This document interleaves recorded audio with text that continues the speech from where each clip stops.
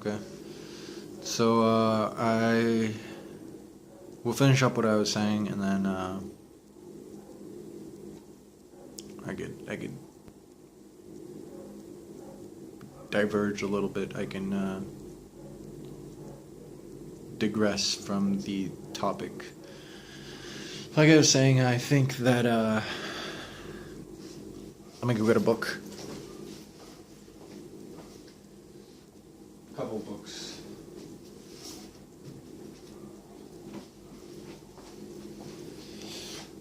So I talked about Ray Kurzweil and Terry Grossman's book, Fantastic Voyage, A Fantastic Voyage, or The Fantastic Voyage. I'm not sure. I don't have that book with me yet. I'll get it soon. I lost a lot of my books. Somebody stole them, and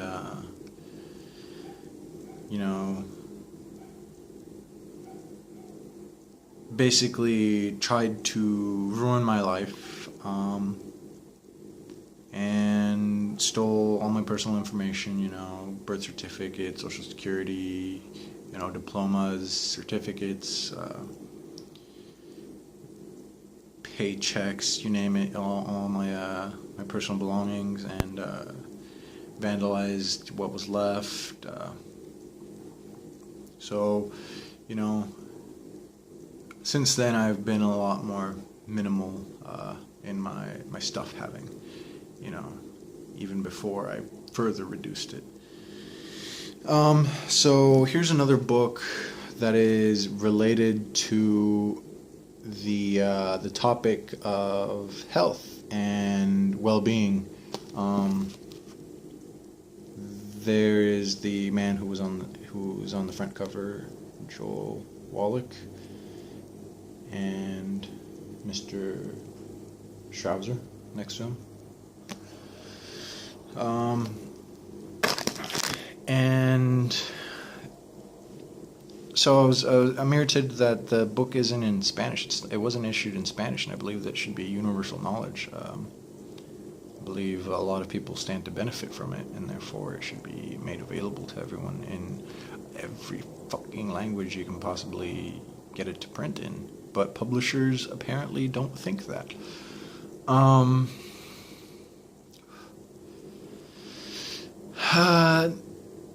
Moving on, here's another book, because we were talking about Ray Kurzweil, transhumanist. This book talks about a lot of things that Ray Kurzweil thinks not so much about, maybe, or doesn't think are enough of an issue. He doesn't think that the advent of machine superintelligence is a threat to humanity. He thinks it will liberate us from threats, and he does admit that technology is a double-edged sword, but he believes that with social integration of these technologies, we won't see any danger. This book seems to be a lot more pragmatic about the potential dangers of machine intelligence, AI, or cognitive enhancement, or brain emulation, whole brain emulation as it's termed.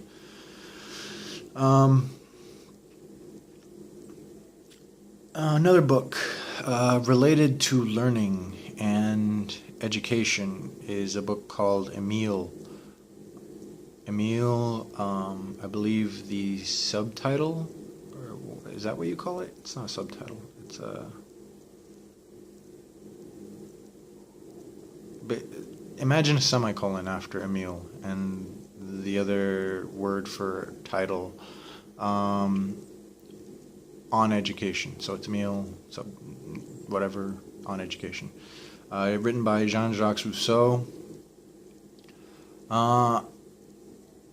I'm not sure how I came across that book, but sometime during high school that I probably while I was trying to re-educate myself and detach from the establishment dogmas, and around that time, I came across the philosophy of Friedrich Nietzsche and Carl Jung, and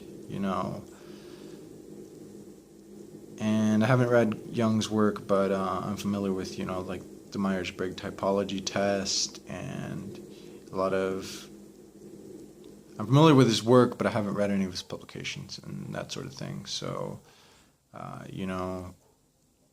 I understand that later on in life, or maybe at some point in his life, he was considered a, you know, heavily interested in metaphysics and alchemy and that sort of thing. And I went through a phase where I was very interested in it as well. I was more interested in the symbology of things, the way that symbols have a strong effect on the human mind, by culture. And, a lot of these symbols, just by a geometric perspective, have a strong influence on the human mind.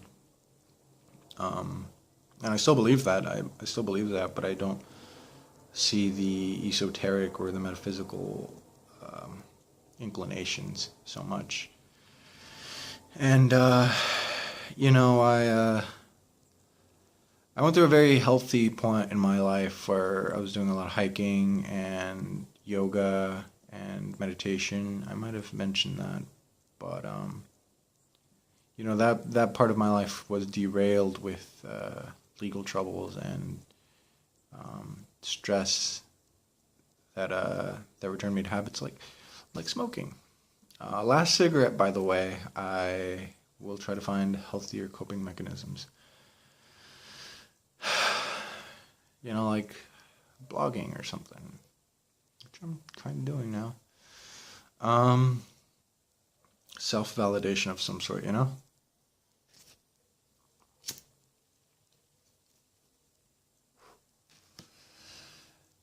So, that part of my life was derailed. A lot to do with my ex. Probably 100% to do with my ex, who by all the evidence seems to indicate that she was responsible for leading that assault against the stability of my life. And shortly after I returned to social media, after being gone for 6 months, which isn't even that long, I noticed that she returned to social media, and lo and behold, big surprise, she returns to social media and starts talking about me. Indirectly not mentioning my name, but referring to me as her former lover or her ex-lover or something like that.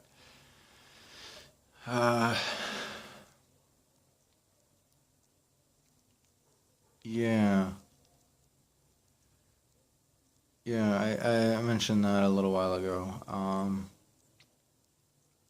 But that's just suspicious. Like I said, I was going to go off topic. I mentioned the books, the people, and the subjects that I wanted to get out there. I wanted to do like an introduction sort of thing because I want to consider this as like a before. Like when, infomercials or medical trials or whatever, show like a before and after picture or something like that. Here's my before. Here's what I'm going into things with. And these introduction videos are like, here's a cross section of my mind and what it's equipped with. Of course, you are not what you read. You are what you comprehend. And so I hope I have been able to comprehend these things enough to glean some value from them.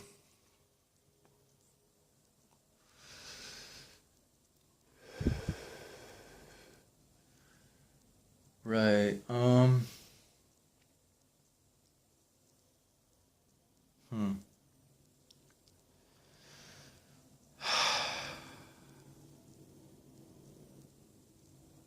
on the subject of what my friend suggested is some third party, some outsider trying to fuck with my life.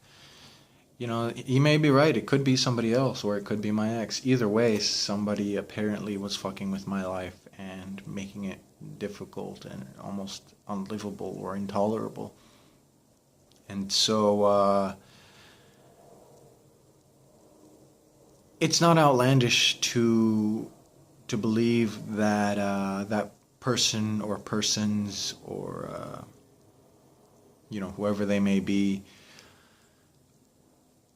are still going to make an effort to make my life difficult. So I'm putting myself out on a limb by, being so public like this. You would think if I was afraid, I'd be trying to lay low.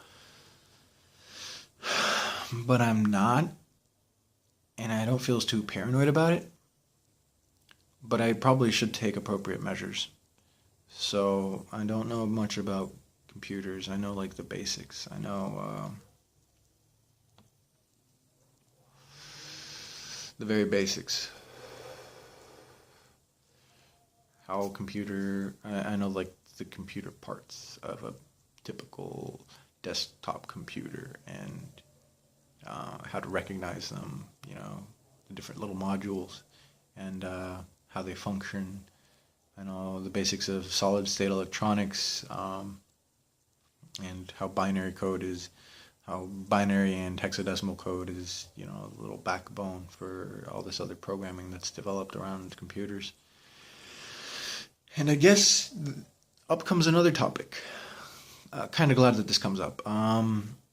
The infrastructure of society seems to be heavily dependent on these electronics and electrical grids and infrastructure.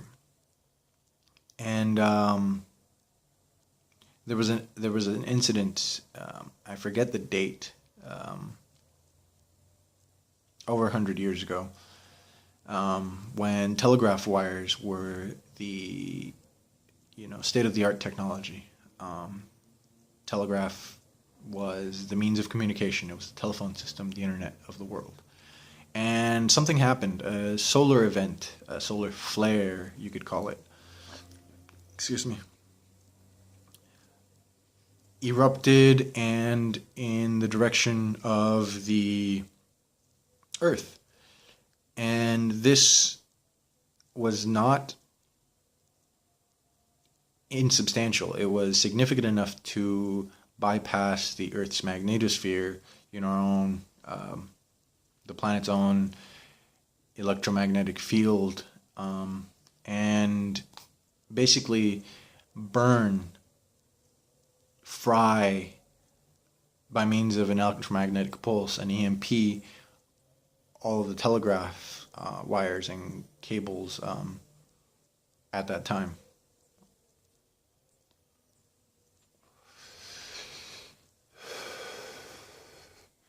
The sun behaves in a cyclical, although not exactly predictable manner, much like Earth's climate systems are not completely predictable, but they behave in a cyclical manner. We don't have computer models that are able to predict what solar weather will be like, but in the time that humans have observed the sun, we have been able to determine that the sun has behavioral patterns or activity patterns that span about 11 years. 11 years is one solar cycle.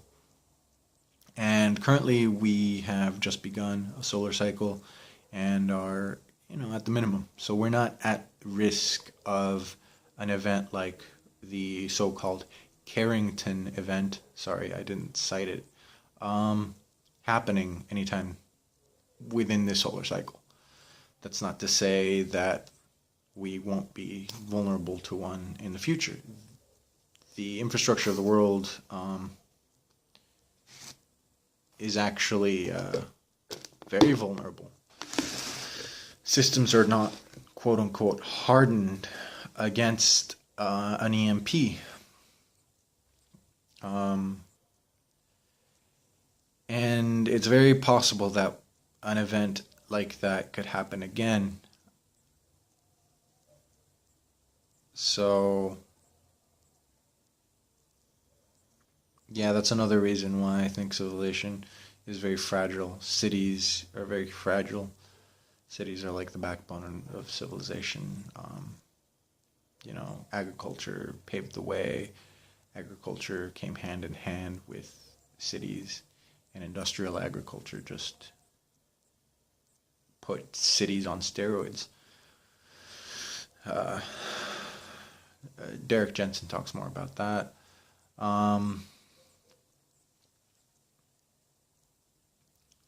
So I think we'll leave it there for today. Yeah. Oh, I might have mentioned this because this has been on my mind. It felt really good to shower today, as well as really bad. There's no water heater here. There's no, you know, there's no shower head in the shower. You have to heat up water on the stove. I like using a lot of water when I shower, and I like to take my time. So I was a little hesitant. I was a little put off about showering the way that I shower here, you know, which is garden hose, and it was cold. It was cold. It's been cold every time. So I was a little hesitant and, depressed and stressed, so I was avoiding it. But after about like, after, 3 days, I was like, just jump in, and I'm glad I did because I feel better now, and so I'll try to cope better with the stress and the depressing situations and stuff like that. And yeah, so like I said, before and after, this is what I'm going into this situation with. Everybody keeps mentioning my beard here. Excuse me. All right. Everybody keeps mentioning my beard here. Like, this woman on the street, she's just like, you didn't used to have a beard. When are you going to get rid of it? I don't know you, lady. How do you know I haven't always had a beard? Of course I haven't always had a beard.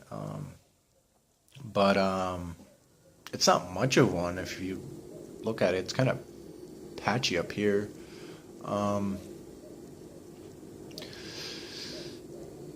Yeah, I might have to get rid of this soon. I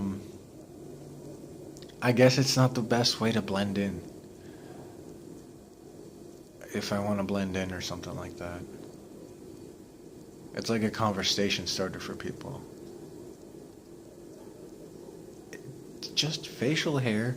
Shit.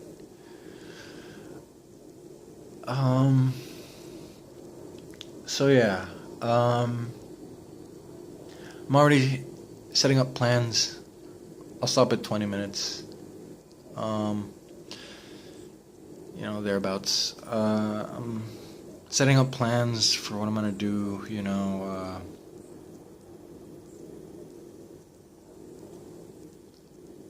if I obtain internet, will I be safe? Will I be safe from this quote-unquote stranger, asshole, malevolent stranger, stalker, whatever, maybe plural. I don't know. I might have to be defensive about that somehow. But I'm, setting up plans about, like, how am I gonna wash my clothes, find proper shower, bathroom. I mean, it's like I'm going off grid. Although it's not completely like that, it's very much like it. So yeah, here goes. This is the prologue, the prelude, or the preparation for. Yeah, past 20 minutes. I'm trying to think of things that I want to get out before I, in the future, I want to make videos where I'm actually able to demonstrate some of the progress. I've already pictured, I'm going to have to get a goat, rent a goat or something, borrow a goat, so I don't have to do so much, I don't have to deal with weeds, with my bare hands. Weeds, I hate that term. First I gotta identify it all, and then mow it all, or the goat will do it. Then I gotta start planning. Then I gotta start planning on what to grow, where to grow it, what space will be for what. And I was warned, and I know this warning is not unbased. Last time I was there, startled to find a scorpion, fairly big scorpion, but small. I mean, that's as big as it was, but it's, a small species, and very poisonous species. Light tan, like a tannish yellow color. And I'm told that's not uncommon. I also saw spiders of all sizes. Actually, they seemed bigger there than I've ever seen them, in the city. But I also saw a lot of geckos and a lot of frogs, and so the solution is, permaculture, stack functions. I am considering keeping chickens, which means those chickens may or may not produce eggs and may or may not be meat. So I'm vegan, with the exception of this winter. I had some cravings, and so I caved to eating fish. So bad vegan. And I should say this, good, I'm still running on the time. This may go up to 29, almost 30 minutes. Bees, apiculture or apiculture. My grandfather is and has been a beekeeper, and I understand a lot of bee behavior. I may have to keep bees too. I didn't think about that. And I understand that it's not exploitation of bees. It's a symbiotic relationship between the beekeeper and the bees. If you don't, so to speak, skim off the top, if you don't take the surplus honey, many of the bees will gorge themselves in honey and swarm away to make a new hive. That's how bees reproduce. So you might say, well, let them. Bees are not native. Honeybees, European, the word is European, honeybees are not native to North America, to the Americas, period. There's hundreds of species of native bees. They pollinate the native species. Humans introduced these bees, and therefore we are responsible for keeping their populations under control. Just like, you could say, well, why should you fix your dogs? Just let the dogs breed. Just let them breed. Make baby puppies all over the place. No, you domesticated these animals, and you are responsible for their well-being, and population control is part of that. Yeah, that's the way I see it. You may say, but bees are wild animals. They're not domesticated. They're pretty domesticated as far as you can domesticate insects. They don't have brains that, make them cuddle up to you. their stimulus response systems are very rudimentary. So yes, they're practically domesticated. We understand ways that you can get close to them. You could open up a beehive, take out the honey, change out the combs, etc., etc. You can tag them, monitor them. But yeah, it's a very big thing with vegans that so that's what makes me not a vegan, because I have views that like permaculture, like what am I gonna do about the surplus? I think I'm gonna have to keep chickens as a form of pest control. Chickens scratch and peck at everything, and I think that would be a good barrier to keep them near where I'm sleeping, so as to keep scorpions and other unwanted insects away from the house as much as possible. They're not going to be perfect, but they're going to be, pretty thorough about their pecking stuff and eating stuff. When I was a kid, I had a rooster. It was my sister's rooster, but she couldn't be fucked to take care of it, so to speak. So I became the adoptive parent of this rooster who was actually very, very friendly. He would cuddle and sleep, and yeah, he was like a cat or something.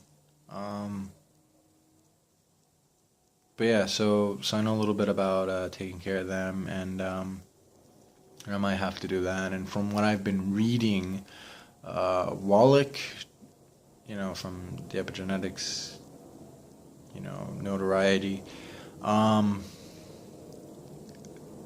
doesn't recommend a vegan diet, but he primarily cites mineral deficiency in the plants because of mineral deficient soils. And I can attest to that, from what I know about soils. And I don't have my soils book. It's about minerals, and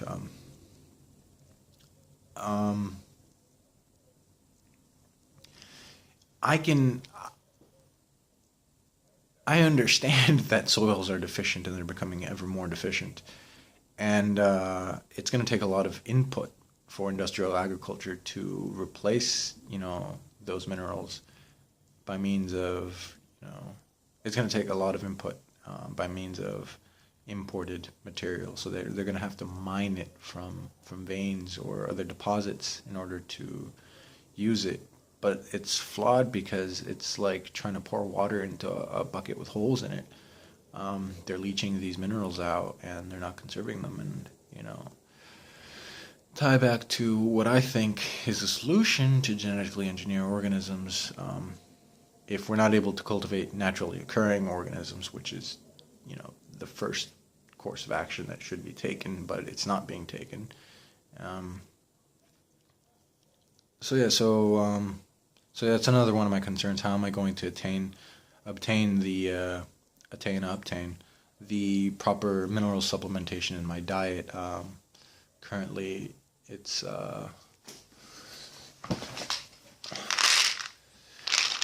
vitamins from